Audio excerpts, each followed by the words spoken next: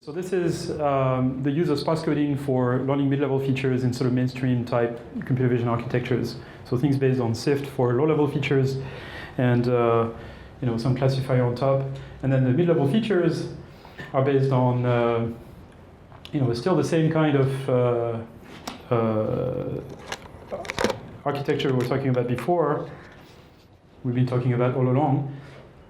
With filter bank nonlinearity feature pooling, but then we're going to use either k-means or sparse coding for the filter bank, and then experiment with various types of sparse coding and various types of nonlinearity, various types of feature pooling, various classifiers to see really what matters. And then we're going to keep this constant, just use SIFT, and do lots of experiments on Caltech 101 and the scene dataset, which are kind of small datasets in computer vision.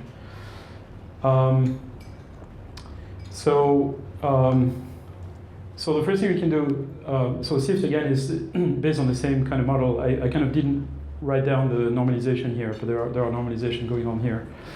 And so as Andrew explained yesterday, you could think of k-means as, so k-means is kind of a learning algorithm to learn prototypes from a bunch of examples.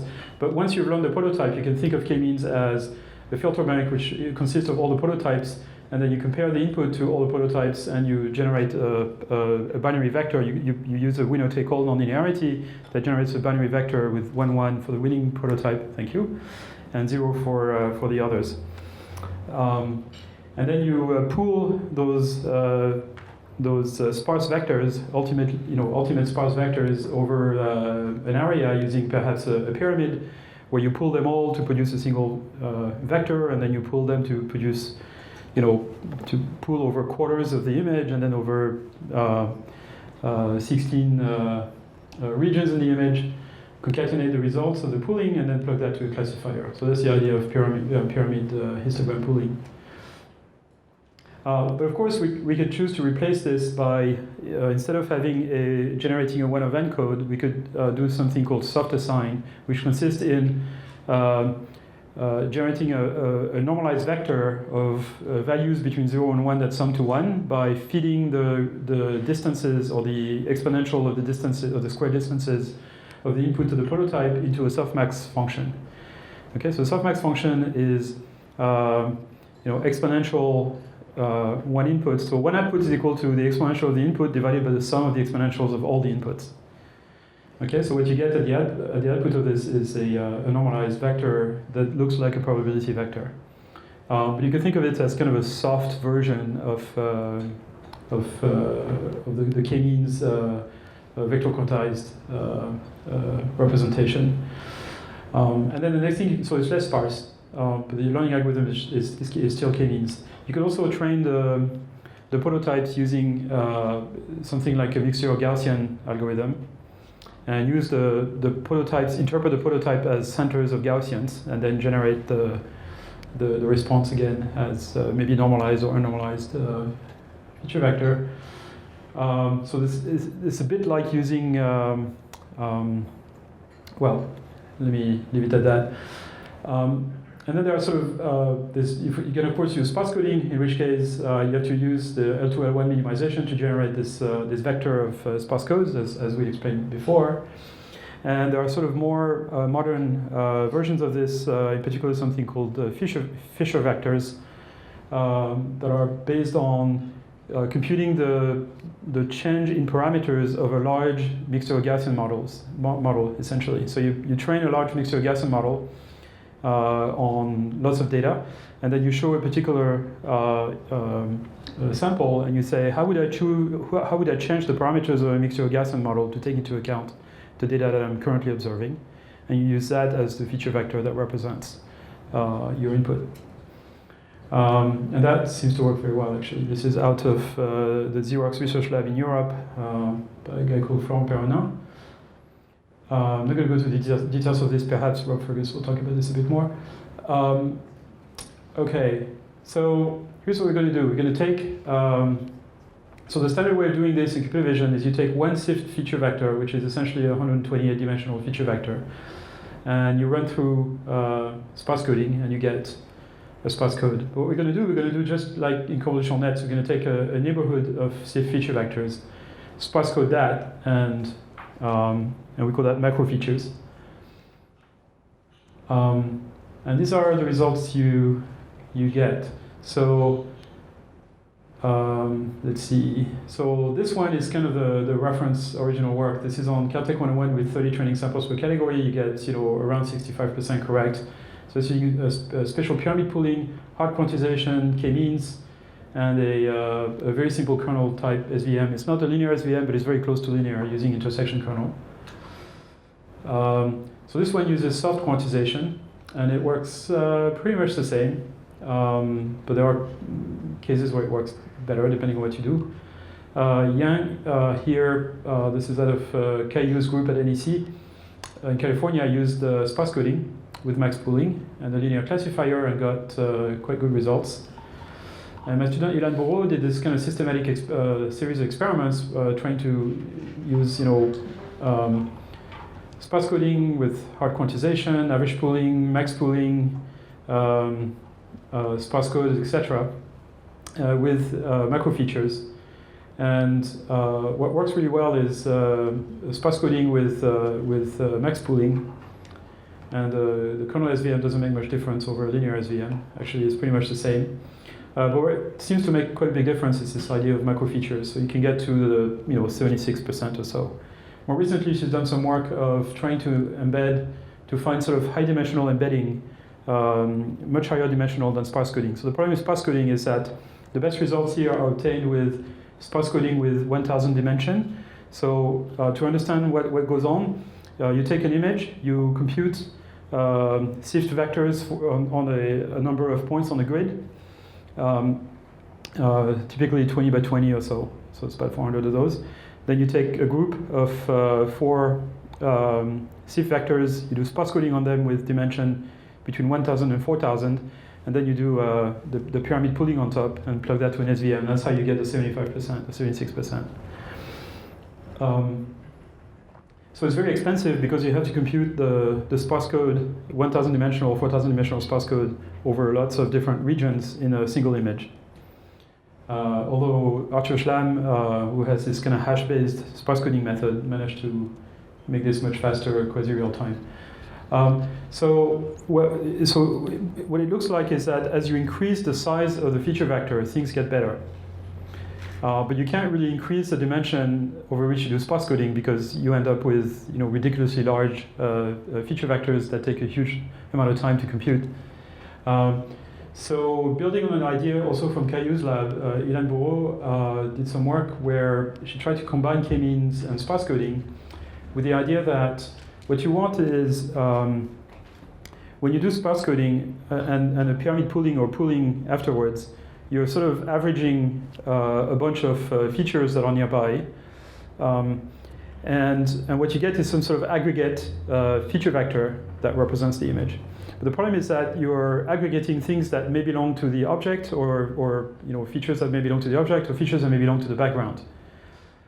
And what you get is kind of a mushy type representation where all the features are kind of mixed together. And it's hard to tell really where the features came from after they've been pooled. So there is an advantage in sort of increasing the dimension of the feature vector in such a way that things that are different, will appear in different regions of the code. And that's the idea that Yann tried. So the idea is you do k-means first with k equals say 16, and you figure out. So you have 16 clusters, and then you do sparse coding. But the way you build the feature vector is that your feature vector now, you do sparse coding with dimension 1,000, but instead of just using the 1,000 dimensional vector as a feature vector, you're going to generate a 16,000 dimensional feature vector. And depending on which cluster the input is in, which of the 16 clusters the input is in, you're going to write the 1,000 dimensional sparse vector into one of the 16 fields of size 1,000 within the 16,000 dimensional feature vector. Okay? So basically, it's kind of a multiplexed sparse coding based on which cluster the input is in. All right? And so now the feature vector that you generate from this is 16,000 dimensions. But the sparse coding you need to do is only over 1,000 dimensions, and then you need to do also, a k-means prototype, find the nearest neighbor over 16 prototypes, which is very cheap. So now you have a very high dimensional feature vector, and the cool thing about this is that things that are dissimilar will be in different clusters, and so the features will appear in different fields of the feature vector. And so when you do the pooling, they will not be pooled together, they'll not be added together. Because only things that are in the same cluster will be added together because they are in corresponding coordinates. And so it's like a relatively systematic experiment showing that if you have, say, 64 bins in the k-means and you have dictionary size of 64, you get pretty good performance, and you get really good performance if you have dictionary size of 16 and 4 bins, better than if you have only 1 bin. You get something like 77% or something, yeah, something like that. So this is about as good as it gets on Caltech 101 with a single feature type. There are better results on Caltech 101 that use different types of features, not just SIFT, but other things. But with single feature, that's about as good as it gets. I think there's one other result that's slightly better that uses a completely different method. Let's see if this works. Right, so this is one of those convolutional nets that's been pre-trained, unsupervised, and refined supervised on Caltech 101. This is a relatively old demo.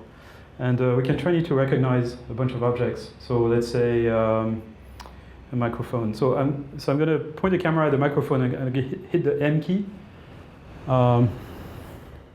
If it sees the microphone. Oh wow, the zoom is really high. Okay.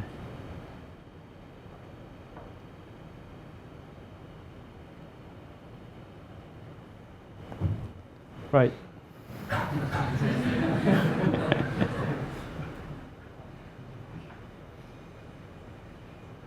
So whenever I point the camera at the microphone, it says M.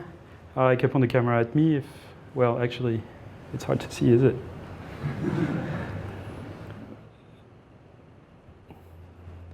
All right, so you only see a piece of my face, and it's blinking a lot. Let's see if it still sees the microphone. Okay, it's still a microphone. And, lighting is pretty bad. What's your name? F.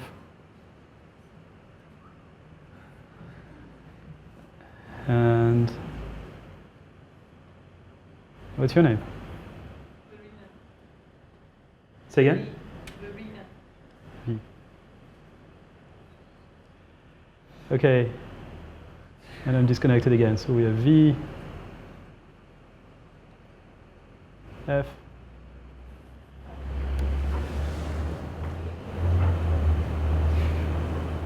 Y. Let's try, oh, I see.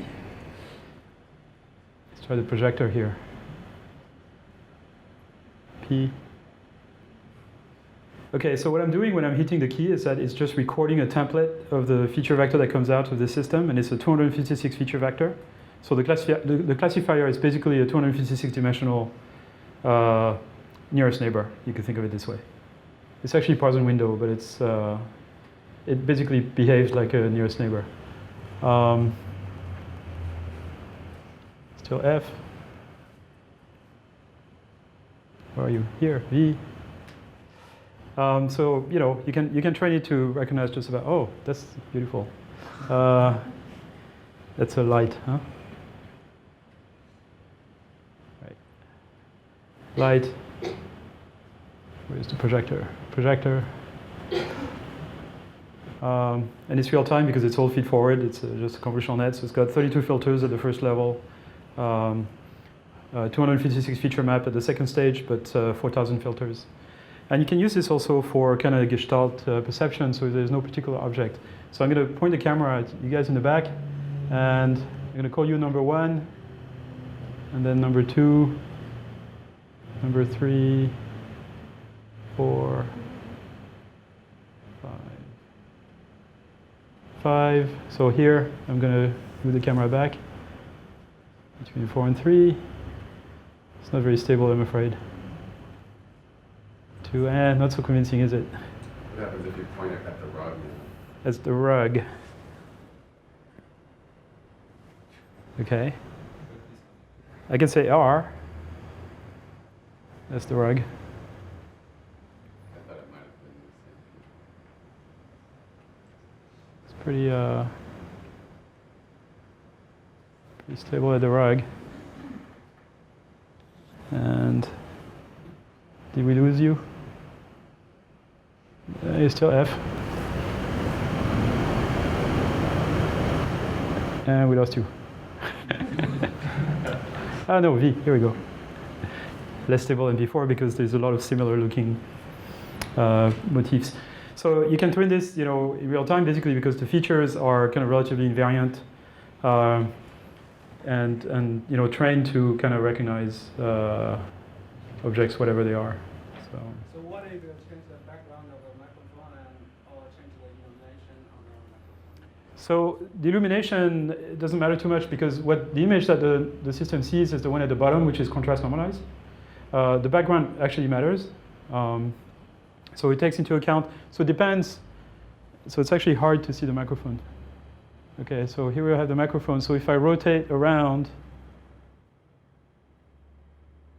it's lost the microphone here, mostly because the background is very different. But I can train it with this new example. So here I'm hitting the M key again to train it.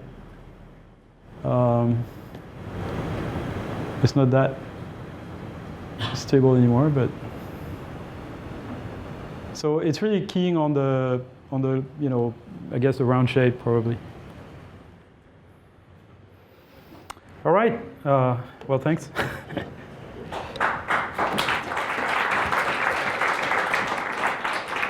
Okay, so now let's talk about invariant features. So this is going to be some of the stuff I'm going to talk about is similar to one of the algorithms that Andrew Ng talked about yesterday, particularly the one he described that was used in the Google experiment to learn from video.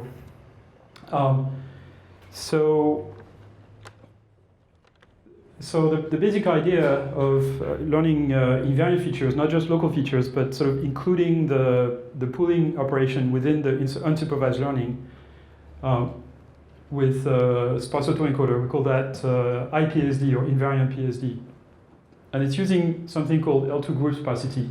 So essentially the energy function now is very similar to what we had before, but instead of having the L1 norm of the Z vector, we have a sum over groups. And within each group, we compute the L2 norm of the components. Okay, and these groups may be non-overlapping or overlapping, depending on what we want to do. Okay, so we take a group of components of Z, we compute the square root of the sum of squares of those values, and then we have a whole bunch of groups, we compute the sum of those groups. So the sort of diagram, the factor graph, if you want, looks like this. You still have the linear decoder, you still have the nonlinear encoder, and then the sparsity here computes the L2 norm of a bunch of groups. And you could think of those as pooling operations. Okay, so they're like the complex cells, like the pooling units in a convolutional net, let's say. But now the pooling does not necessarily take place over space. It takes place over feature type as well. And you compute the sum, and that's kind of the third term in the energy function. So what does that do for you? What it does for you is the fact that the system wants the smallest number of groups to be active at any one time. Okay, to minimize this sum, you want a small number of those groups to be on. But if one group is going to be on, because of this kind of circular symmetry of the L2 norm, it doesn't matter how many components within a group are on. So as many units as you want within a group can be on. Okay? And so what that does is that the system trains itself. When you train the filters and the basis functions, it trains itself so that filters whose components turn on simultaneously, tend to turn on at the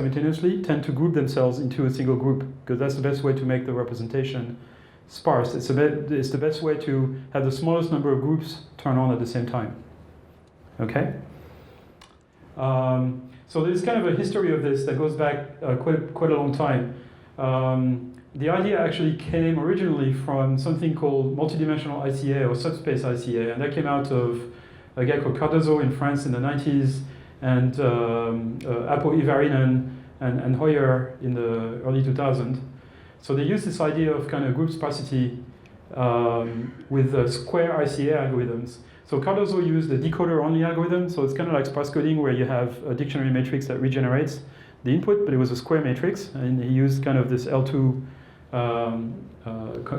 components on the L2 criterion on the components. Ivarinen, on the other hand, used an encoder-only, so this is a system where you have filters, but you don't have a reconstruction. So to train it, you use the same trick as is used in ICA generally. You make sure that the encoding matrix is orthogonal. And so the only thing it does is kind of rotate the space. It doesn't shrink it or anything.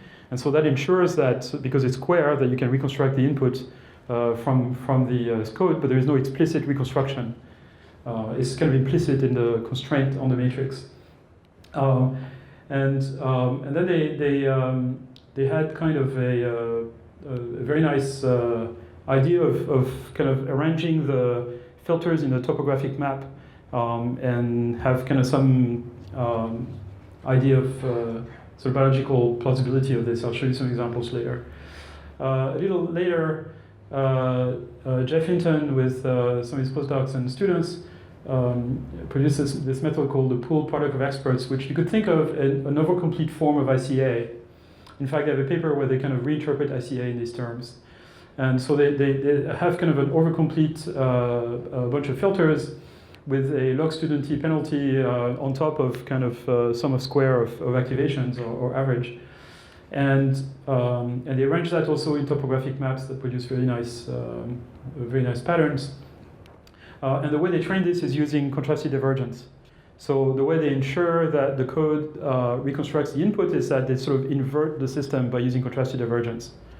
You can think of it this way. So basically you want to make the energy, so the energy is basically the sum of the activations of the output units, of the units after the nonlinearity, after the pooling. And to make sure that the system actually encodes what needs to be encoded, you make sure that it produces low energies on training samples and high energies on everything else using contrastive divergence. So that alleviates the need for a decoder, but then it sort of forces you to use contrastive divergence, which is really expensive in sort of continuous spaces. And then we came up with this idea of invariant PSD, which basically getting inspiration from these people using overcomplete encoder-decoder architecture using L2 group sparsity and L2 pooling. I must mention that there is another work which I didn't write down here. This is a work by out of Francis Bach's group in France, so this is Bach BACH. The first author is Rodolphe Geneton, and they played a lot with structured L2 sparsity using decoder-only sparse coding. So it's kind of group sparsity on a decoder-only sparse coding, and they have all kinds of really nice applications of this, of various types that are really cool.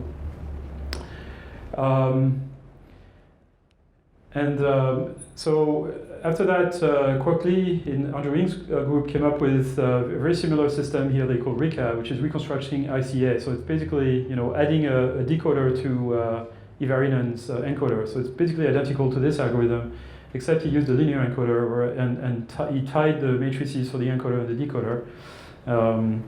It started out with kind of a square version and then ended up with an overcomplete version. In fact, the version that was used for the Google experiment is an overcomplete version of this with encoder-decoder. So it's essentially the same algorithm as invariant PSD. Former postdoc Carol Greger also had the idea of using this within sort of a locally connected, non-shared, what Andrew calls tiled architecture. So you have kind of a whole series of versions of these ideas going back almost 15 years of trying to learn invariant features. In fact, there are even earlier papers than this by Kohonen in Finland. Seems to be a Finnish thing. Ivarinen is also from Finland. Of kind of learning invariant features using group sort of grouping, and among all those models, there are the encoder only, the decoder only, and the encoder-decoder, and then the various sort of details of each of those things. So let's see how this works. So So what we're going to do here, we're going to use sparse coding, but we're going to take the components of the z vector and we're going to group them over a square, over a plane. This plane has nothing to do with image plane. It's some arbitrary topology. We don't actually have to make it a plane. It could be a tree or it could be whatever we want. In this case, just a plane. And we make groups, and the groups are square areas of filters which overlap over this plane. Okay, so we're going to train this thing, and the basis functions that are associated with each of those components are going to end up being similar whenever they are within a group, because that's the best way to make the sparsity, to make the representation sparse. If you put similar filters within a group, since similar filters fire together, they'll put themselves in a group so as to minimize the number of groups that are turned on. Oh, here is the reference I was missing in the first page. Geneton, Bozinski, and Bach. I think the first paper was ASTAS 2010. So here is what you get when you do this with predictive sparse decomposition, but in this kind of topographic form, where the L2 pooling areas are those. So you can think of those as pooling areas for complex cells, and they're going to pool filters that happen to be relatively similar, either at similar orientations or similar frequencies. So these are high frequency, these are low frequency. And the orientation changes as you kind of move around, and there's some sort of a singular point here. This is actually a toroidal topology, so the top is connected to the bottom and the left to the right. And if you talk to neuroscientists and you ask them, when you put electrodes in the primary visual cortex area like V1, you observe neurons that are sensitive to particular orientations, edges of particular orientations in the cortex, and it turns out the patterns of variation of orientation sensitivity looks very much like this, a bit like that. So in fact, to do this, Carol Greger implemented this kind of tiled version where you do group sparsity over regions, and you feed an image as the input, and the connections of the neurons are local, so it's very much like the architecture of V1 where you have local connections, but they're not shared. So it's not like a convolutional net where the filters are replicated over the field. They're all different. They can all be different. And you try it with sort of 4-time over complete, and you get those maps. So this is an result of training. So here actually it's not entirely tiled. It's kind of there's sort of a periodicity to it, which we enforce. But locally there is no weight sharing, and you see those sort of pinwheel patterns where kind of orientation varies smoothly. So very similar to what Quarkley did for the Google experiment. This is one where the singular points are marked and the pinwheel patterns are observed. So here the orientation is encoded in color. So blue is particular orientation, and purple is the opposite, is the sort of 90-degree orientation. So this is the result of the algorithm trained on 120 by 120 images, 20 by 20 receptive field. And these are similar pictures that are taken out of neuroscience papers that also encode the orientation by color. And you get those singular points as well. You get ocular dominance bands that of course we don't get because it's monocular here, but it's very strikingly similar. So you'll hear later next week a few talks by Stéphane Mallat about the sort of theory behind L2 pooling and how you can reconstruct from this. It's very interesting stuff. Okay, here's another idea of how to do sparse coding. This is a more recent one by Arthur Schlam. Hopefully we'll get him to give a talk perhaps here if we can. And the idea here is to use not an L1 penalty but an L2 penalty to enforce the sparsity. And so you still have, so the energy function still consists of a reconstruction error, WZ minus x squared, where z is the code and x is the input now.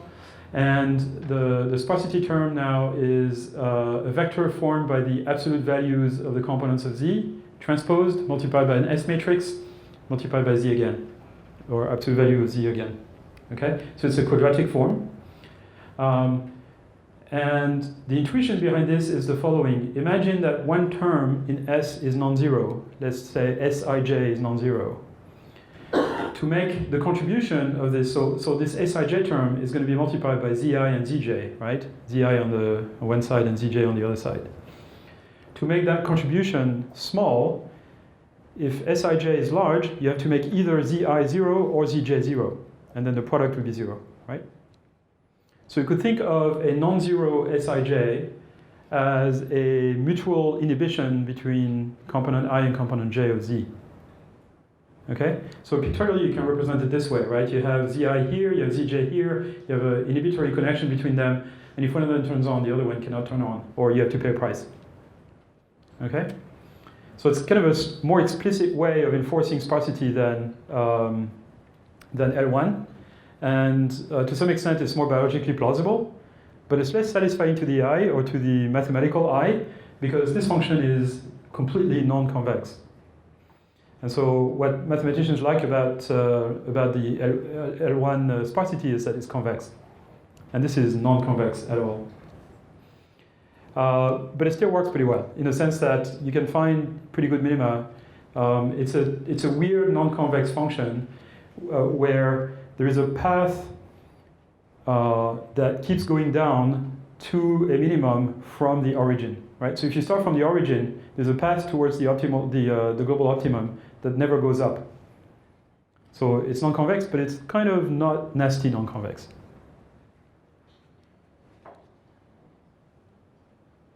So how does that work? Well, the cool thing about this, what's the advantage of this? The advantage is that you can build some structure into S, so you can decide a priori.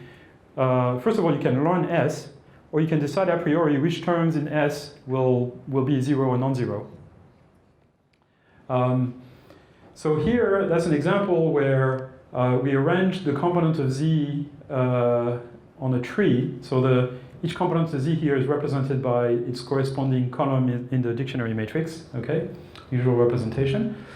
And we have essentially a very small term in S if a component is the parent of another one. So if you have a link between two things, the corresponding S term is essentially 0, or very small.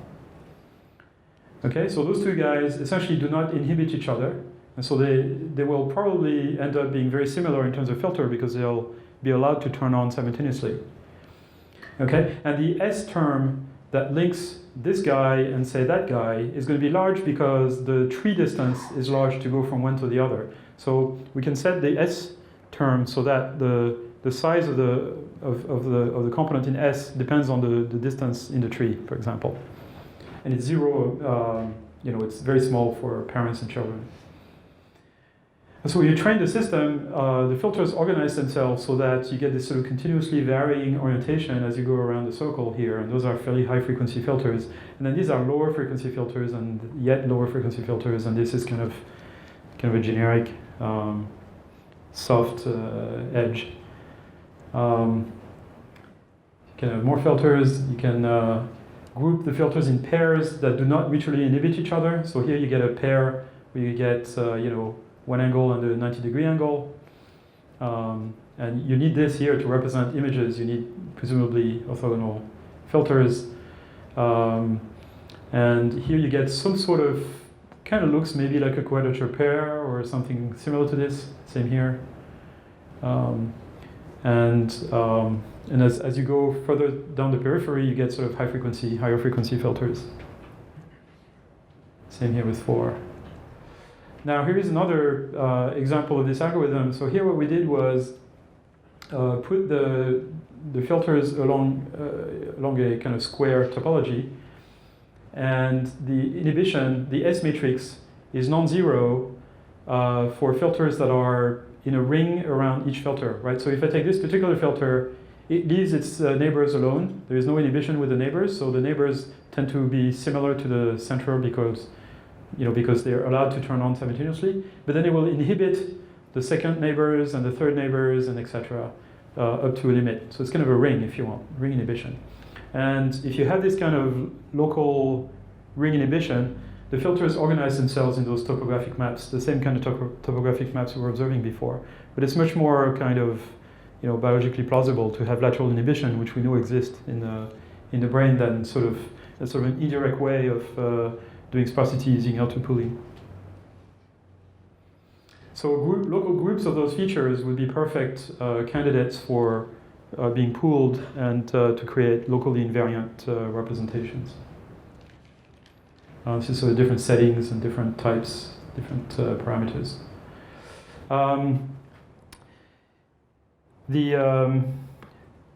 Now here's a problem that you'll probably hear about also again from question. How does the sparsity compare with the L1? I'm not sure how to answer that. Can you be more precise in what aspect of it? Here you get the sparsity in your feeds, right? How does it compare? How sparse is the code, you mean? Yeah.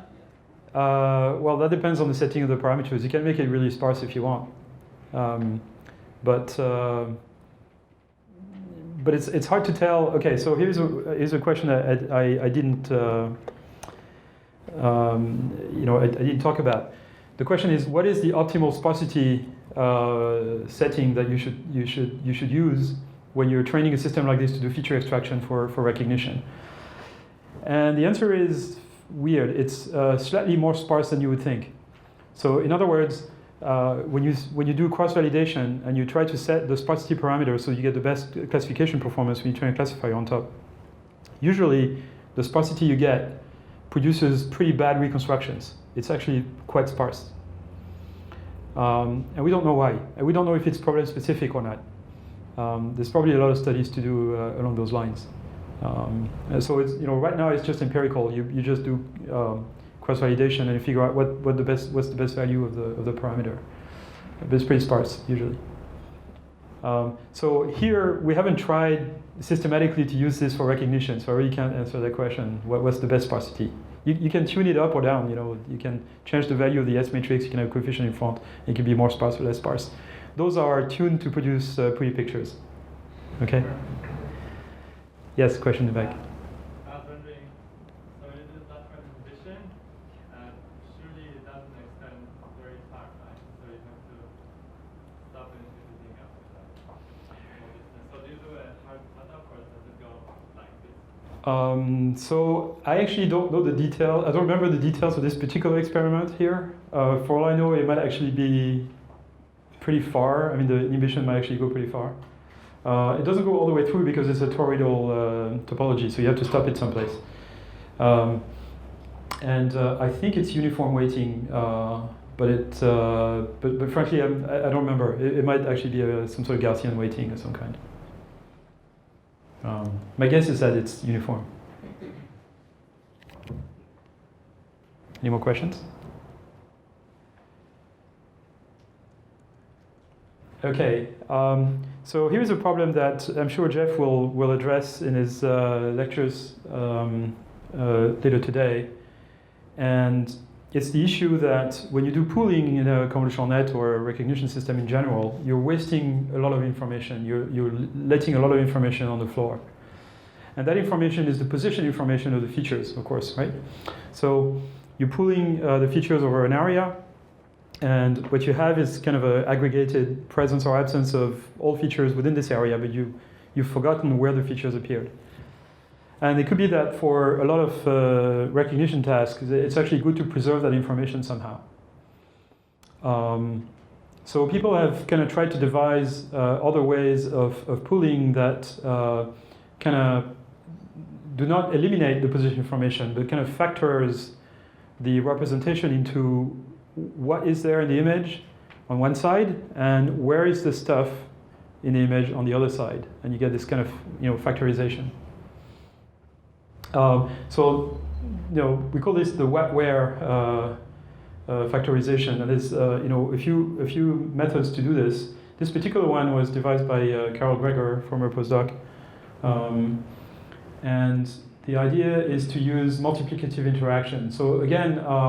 So you'll hear about Jeff will certainly talk about his capsules idea, which is kind of the stuff he's most excited about recently, which explicitly encodes the position of objects within images and parts.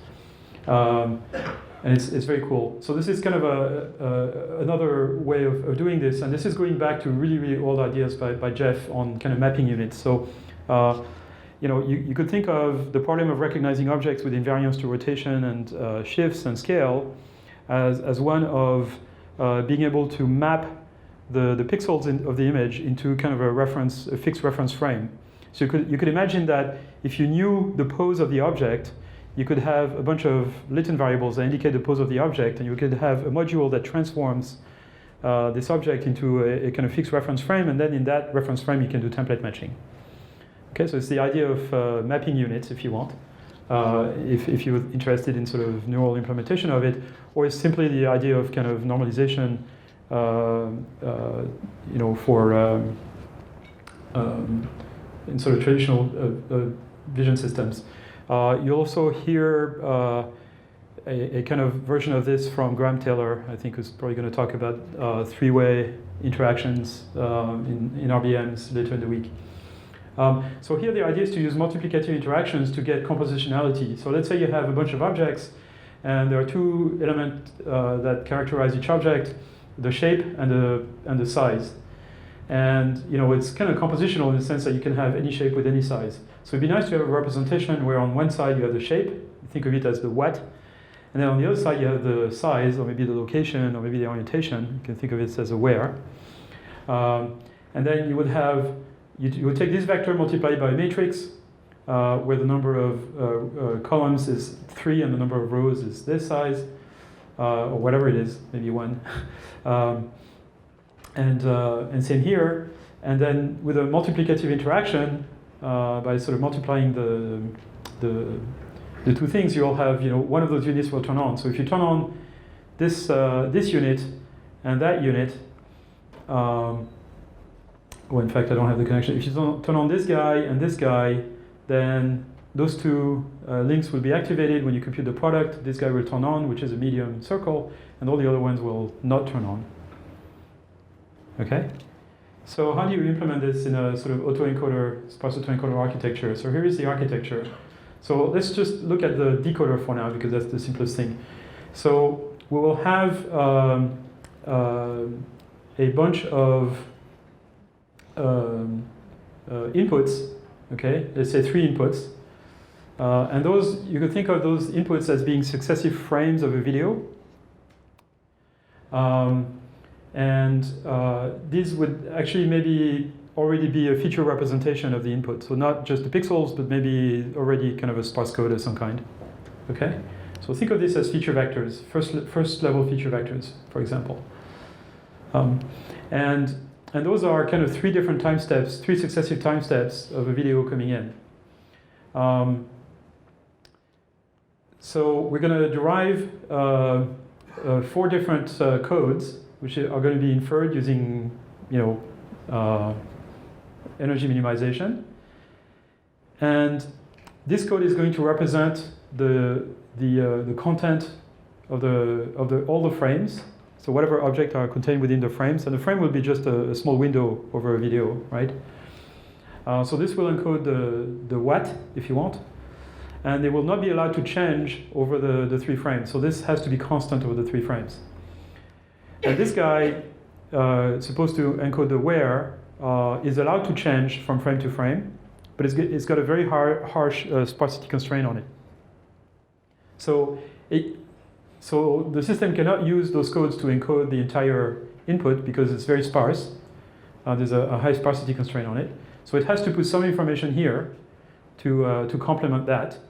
And what it ends up doing is separating what from where. So it ends up encoding the content that doesn't change from frame to frame here. And this will just encode whatever changes from frame to frame, and that's just the location of what the objects of the objects in the image.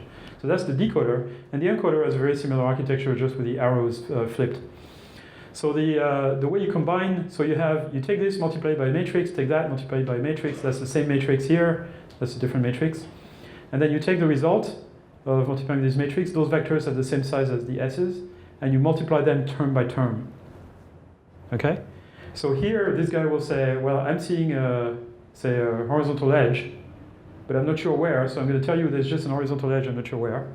And then these guys will tell you, well, I'm seeing something at this location, and then I'm seeing something at that location, and then I'm seeing something at that location. And when you compute the product, what you get is a moving horizontal square. Okay. So that's a representation of those things. So here is the what thing. So what I'm representing here, or what Carol plotted, is a list of features that are all strongly connected to a particular watt unit. Okay, and this watt unit clearly encodes a vertical edge regardless of its position. This unit clearly encodes an horizontal edge regardless of its position, etc. It's kind of the same story all along. Now, if you take kind of a similar thing here, the first guy here encodes an edge of any orientation in the sort of, left, in the right or bottom part of the field, and same for all of these. So these encode position and these encode content, if you want. And you can stack them in sort of multiple layers and use them as generative models to generate images, and the statistics of those images when you stack 2 layers of those look a lot nicer than either was generated by sparse coding or was generated by a single layer of this wetware separation.